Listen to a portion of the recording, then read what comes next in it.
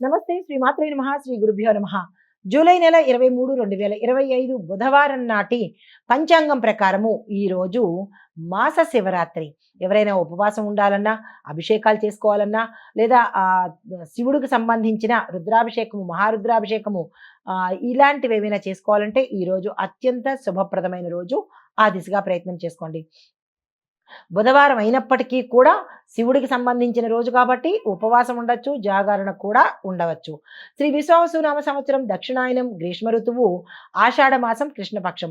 ఈరోజు సూర్యోదయ సమయము తెల్లవారుజామున 5:56 సూర్యాస్తమ సమయం సాయంత్రం 6:48 ఈరోజు తిథి చతుర్దశి రాత్రి 2:30 వరకు. తదుపరి అమావాస్య తిథి ప్రవేశము. నక్షత్రం ఆరుద్ర సాయంత్రం 5:54 వరకు. తదుపరి పునర్వసు నక్షత్ర ప్రవేశము.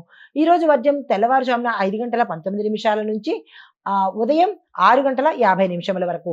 దుర్ముహూర్త సమయం ఉదయం 11:56 నుంచి మధ్యాహ్నం 12:48 వరకు.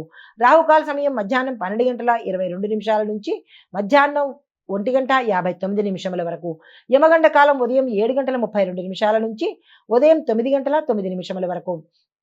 బ్రహ్మముహూర్త సమయం తెల్లవారుజామున 4:20 నుంచి తెల్లవారి 5:08 వరకు.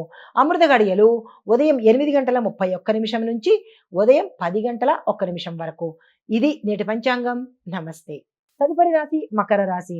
మకర రాశి వారికి చిన్న చిన్న సమస్యలు తొలగిపోయి మనశ్శాంతి లభించడము, ఉద్యోగ లాభము, వ్యాపారంలో లాభాలు, ఇలా మీరు ఎందులో అయితే ఉంటారో అందులో లాభాలు వచ్చే అవకాశం కనబడుతోంది. విస్తరణకు కానీ లేదా పెట్టుబడులకు కానీ మీరు ఏ పని చేయడానికైనా ఈరోజు సక్సెస్ అయ్యే అవకాశం కనబడుతోంది. శుభవార్తలు వింటారు. ధనం కూడా ఇబ్బడి ముబ్బడిగా వచ్చే అవకాశము 4 వైపుల నుంచి వచ్చే అవకాశం కనబడుతోంది. ధనపరంగా ఇబ్బందులు తొలగిపోయే అవకాశం ఉంది. దీనికి సంబంధించినటువంటి ప్రయత్నాలు చేసుకోవడంతో పాటు వ్యాపారస్తులకు విశేషమైన గ్రోత్ కనబడుతోంది. మీకు చెప్పదగిన పరిహారము గణపతికి ఉండ్రాళ్ళు కానీ, లేదా అంటే మోదకాలు కానీ, లేదా అంటే బెల్లం కానీ, ఇలా స్వామివారికి ఇష్టమైన నైవేద్యాన్ని సమర్పించి దాని గుళ్ళోనే దానంగా ఇచ్చినట్టయితే కనుక మంచి ఫలితాలు పొందుతారు. తదుపరి రాశి కుంభరాశి. ఈ రాశిలో ఉండే వారికి కొత్త విషయాలలో ఆసక్తి ఉంటుంది. కుటుంబంలో కొన్ని విభేదాలు వచ్చే అవకాశం కనబడుతోంది. అంటే భార్యాభర్తల మధ్య అన్యోన్యత కనబడుతుంది.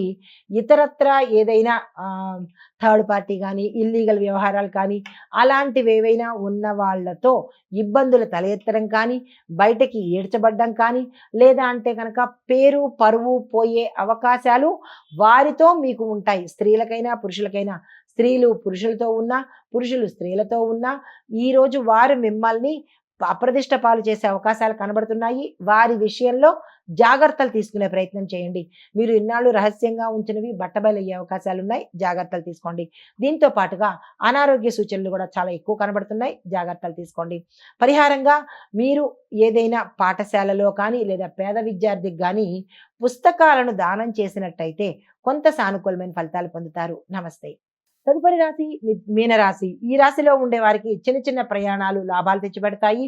దీంతో పాటు కుటుంబ సమావేశాలు కానీ, కుటుంబ చర్చలు కానీ, కుటుంబంలో నిర్ణయాలు కానీ సక్సెస్ అయ్యే అవకాశాలు కనబడుతున్నాయి. ఆ దిశగా ప్రయత్నం చేసుకోండి. ఆరోగ్యపరంగా చూసినట్టయితే ఎటువంటి అనారోగ్య సూచనలు లేవు. వ్యాపారస్తులకు లాభాలు వచ్చే అవకాశం కనబడుతోంది. ఈ రంగంలో ఉన్నవారు అందరికీ కూడా ఈరోజు చక్కని కలిసి వచ్చే రోజు. మీరు ఏ ప్రయత్నాలు చేసుకున్నా కలిసి వస్తుంది. మీకు చెప్పదగిన పరిహారము ఆకుపచ్చ వస్త్రాలను పేదవారికి కనుక దానంగా ఇచ్చినట్టయితే సానుకూలమైన ఫలితాలు పొందుతారు.